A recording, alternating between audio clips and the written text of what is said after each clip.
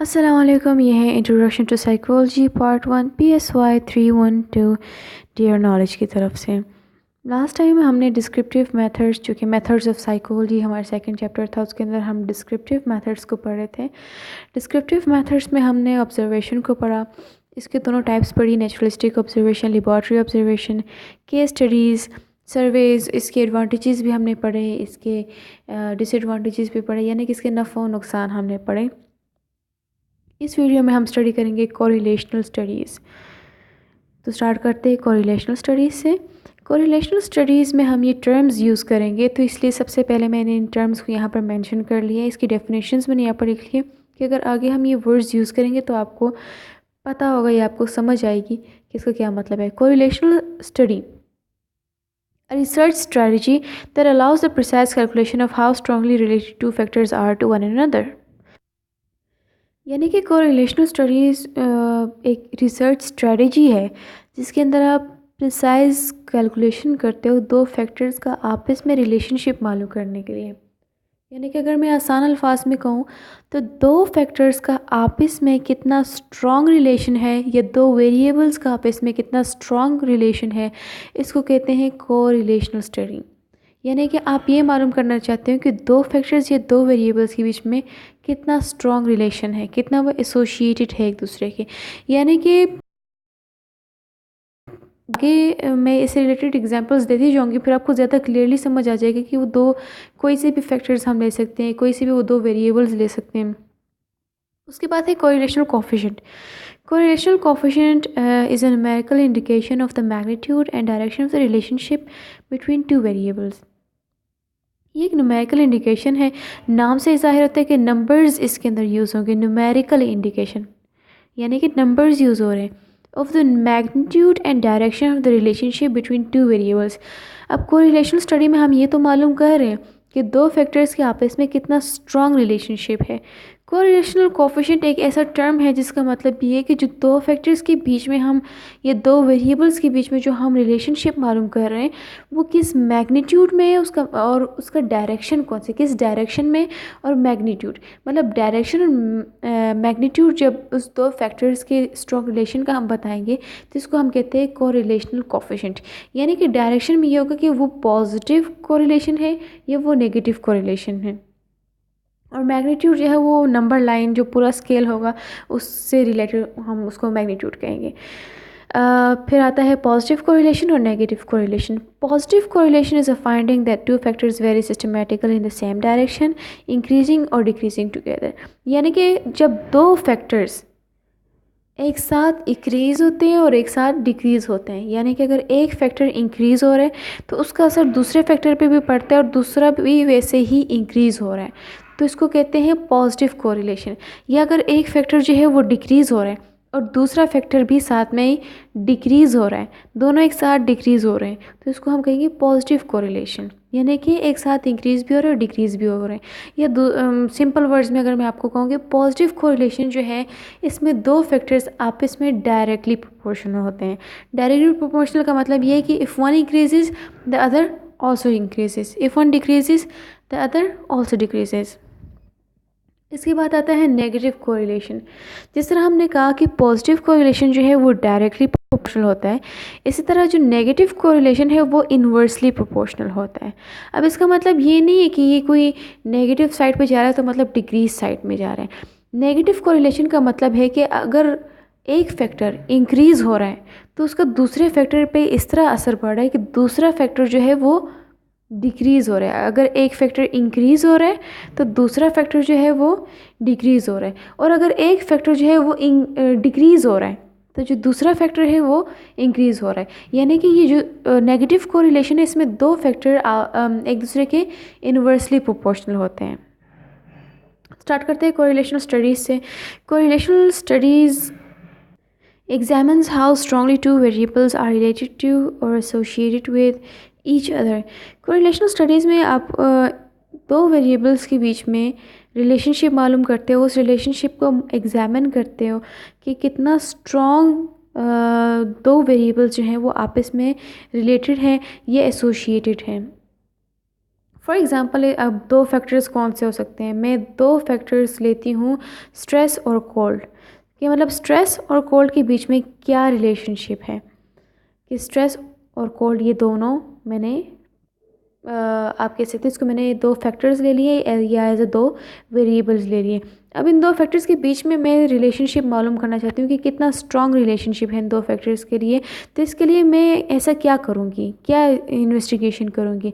इसके लिए सबसे पहले मैं सर्वे करूँगी जिसमें काफ़ी सारे लोगों से मैं पूछूँगी कि पिछले 6 महीनों में आपने ऐसे कितने स्ट्रेसफुल इवेंट्स एक्सपीरियंस किए हैं, यानी कि पिछले महीनों में ऐसे कितने हालात थे, कितने इवेंट्स थे, कितने सिचुएशंस थे जहाँ पर आपने स्ट्रेस लिया, जहाँ पर आपने बहुत ज़्यादा, हम आम अल्फाज में नॉर्मली इसको टेंशन कहते हैं कि टेंशन ली, ठीक है।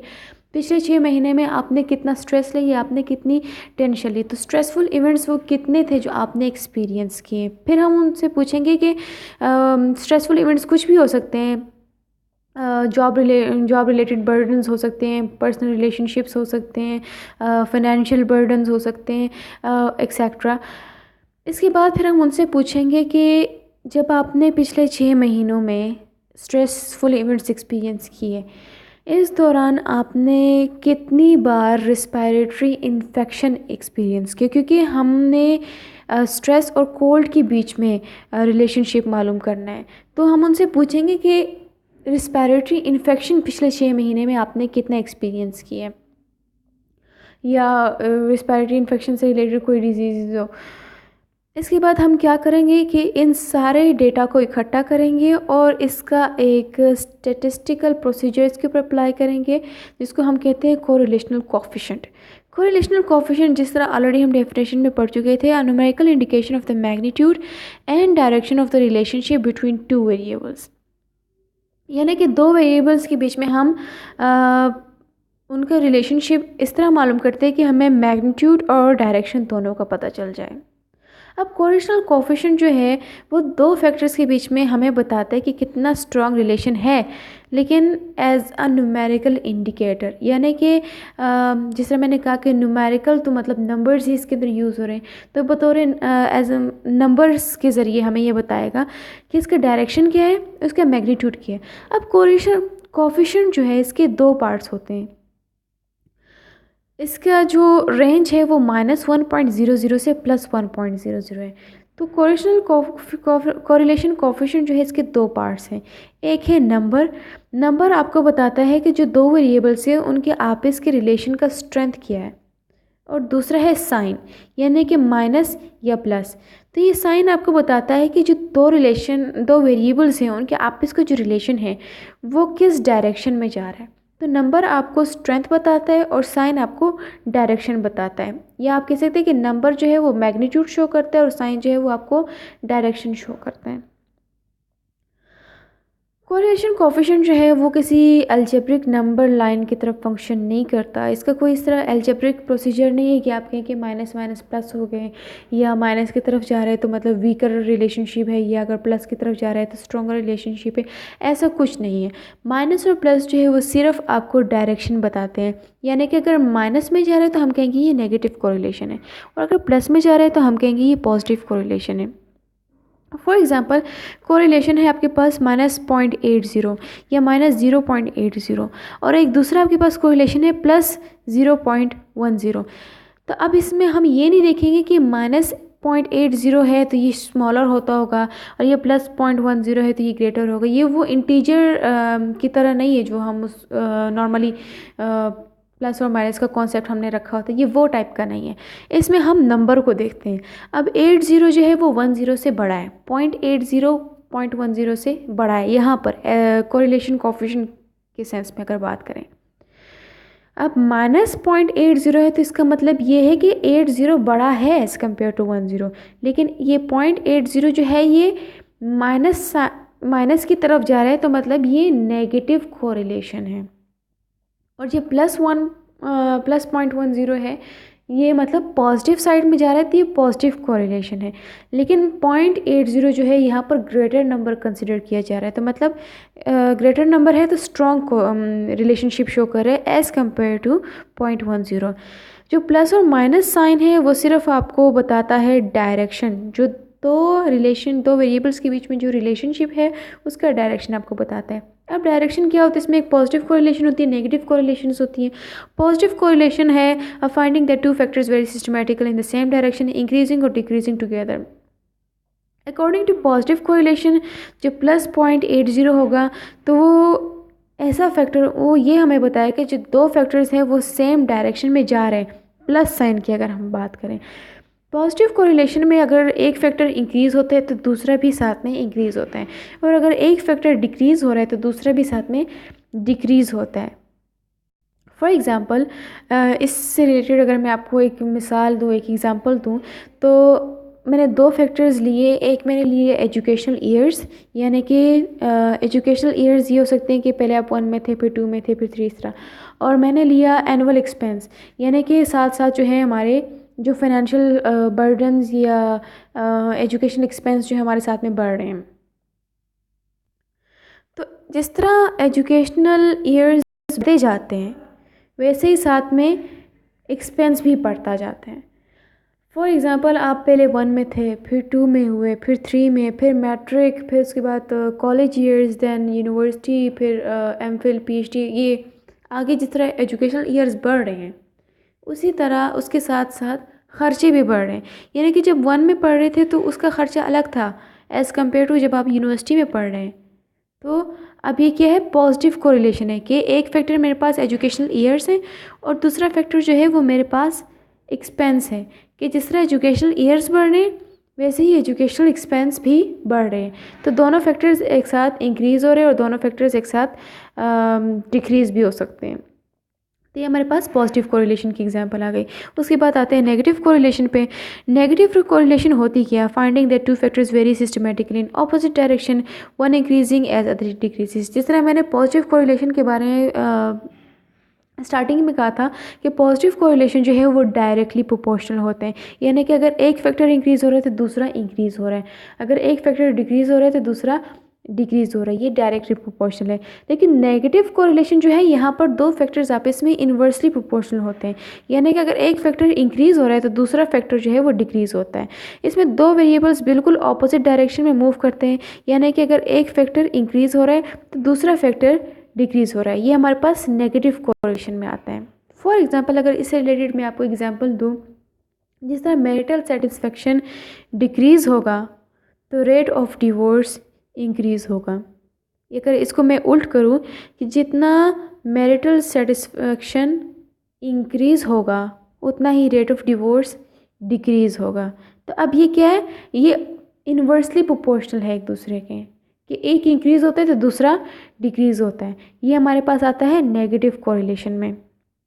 अब वही अपने पुराने एग्जांपल पे आ जाता है जो हमने स्टार्टिंग में ली थी कोरिलेशन स्टडीज़ में, कि लेवल ऑफ स्ट्रेस और कोल्ड के बीच में हमने कोरिलेशन मालूम करना था। फॉर एग्ज़ाम्पल लेट्स एज्यूम, हमने जो रिसर्च की और हमें रिसर्च से पता चला कि कोल्ड और स्ट्रेस के बीच में कोरिलेशन जो है वो +0.90 है, यानी कि जितना नंबर 1 के करीब जा रहा होगा उतना ही स्ट्रॉन्ग कोरिलेशन है। अब कोरिलेशन आया +0.90, ये प्लस का मतलब ये है कि ये पॉजिटिव कोरिलेशन है, यानी कि जितना स्ट्रेस इंक्रीज़ हो रहा है उतना ही कोल्ड सिम्टम्स उसके इंक्रीज़ हो, उतना ज़्यादा चांस है कि उस बंदे को कोल्ड होगा। यानी कि स्ट्रेस और कोल्ड के बीच में ज़्यादा स्ट्रॉन्ग रिलेशनशिप है। 9 और 0.90 हमें ये बता रहा है कि इतना ज़्यादा स्ट्रॉन्ग रिलेशनशिप है। तो प्लस हमारे पास आता है मैग्नीट्यूड, 0.90 जो है ये हमारे पास आता है प्लस जो है हमारे पास आता है डायरेक्शन, और 0.90 जो है ये हमारे पास आता है, ये मैग्नीट्यूड है। तो प्लस डायरेक्शन यानी कि हमें बता दें कि किस डायरेक्शन में पॉजिटिव कोरिलेशन है, और 0.90 जो है ये हमारे पास आता है मैग्नीट्यूड। ठीक है, ये बहुत सिंपल टर्म से मैंने एक्सप्लेन कर दिया, लेकिन इसके काफ़ी सारे क्रिटिसिजम्स भी है, लिमिटेशंस भी है। जिस तरह पिछले भी मैंने केस स्टडीज़, सर्वेज़ वगैरह इस पे लेक्चर दी तो मैंने इसके एडवांटेजेस और डिसएडवांटेजेस आपको बताई। इस तरह कोरिलेशन की भी कुछ लिमिटेशंस हैं, या आप कह सकते हैं इसकी भी कुछ डिसएडवांटेजेस हैं। इसके डिसएडवांटेजेस ये हैं कि लाजमी तो नहीं है कि वो जो लोग स्ट्रेस ले रहे हैं तो उनको कोल्ड हो रहा है, या उनको ज़ुकाम लग रहा है, या उनको रिस्पिरेटरी इन्फेक्शंस हो रहे हैं। ये भी तो हो सकता है कि वो स्ट्रेस ज़्यादा ले रहे हैं तो वो बाहर ज़्यादा निकल रहे हैं, लोगों के साथ उनका इंटरेक्शन ज़्यादा हो रहे हैं, ज़्यादा इंटरेक्शन की वजह से उनको जर्म्स लग रहे हैं और उनको रिस्पिरेटरी इन्फेक्शन या इस तरह टाइप के डिजीज़ या इस तरह टाइप के प्रॉब्लम्स हो रहे हैं। यानी कि ये एक दूसरा फैक्टर हमारे पास आ गया है। या ये भी हो सकता है कि वो स्ट्रेस ज़्यादा ले रहा है तो उसकी डेली रूटीन जो है वो थोड़ी ख़राब हो गई है, या उसकी टाइम मैनेजमेंट जो है वो थोड़ी ख़राब हो गई है। तो ये तीसरा या चौथा फैक्टर हमारे पास आ रहा है। तो इसके लिमिटेशंस में ये आता है कि लाज़मी नहीं है कि हमेशा आपको कॉज़ैलिटी ही इंडिकेट करे। ये कोरिलेशन जो है वो दो फैक्टर्स के बीच में रिलेशन बताते हैं, लेकिन सिर्फ उन दो फैक्टर्स के आपस का रिलेशन आपको बताता है। हालांकि इन दो फैक्टर्स के अलावा भी बाकी काफ़ी सारे फैक्टर्स हो सकते हैं जिसकी वजह से एक फैक्टर में चेंज आ रहा है, लेकिन कोरिलेशन जो है वो सिर्फ आपको दो फैक्टर्स के आपस का रिलेशनशिप बताएगा। तो ये इसकी एक टाइप की लिमिटेशन है या डिसएडवांटेजेस आप कह दो। कोरिलेशन जो है वो आपको ट्रू कॉज एंड इफ़ेक्ट की, मतलब आपको इसके बारे में ट्रू कॉज एंड इफ़ेक्ट के बारे में आपको एविडेंस नहीं दे सकता।